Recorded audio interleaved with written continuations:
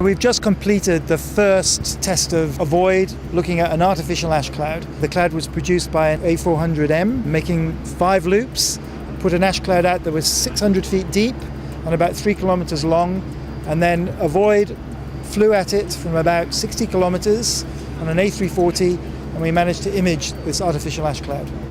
We proved the concept works on actual volcanic ash that came from Iceland in 2010. The next steps are really now how do we develop it to onboard imaging and onboard information.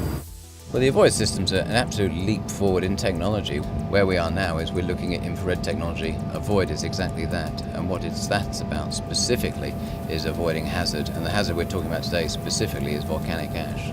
I still have in mind 2010, where we had 7 million passengers stranded across the world because most of the European airspace was closed. Also disruption to the economy. So we said never again. So when easyJet came with that idea, would you partner with us to test that technology that we found?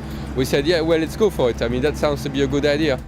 We can only predict volcanic eruptions usually at only a few hours' notice at best. We can say that because of unrest in a volcano before an eruption, there can be unrest for months, even years, but we never know whether that will actually lead to an eruption or not. The real challenge for us was to be able to orchestrate 4 aircraft, make the artificial ash cloud, get the weather to cooperate, and then measure it. We got spectacular results, and so we're all very, very pleased with it.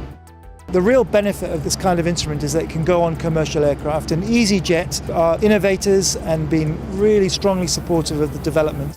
Safety is our number one interest. We make sure all our passengers travel safely every day.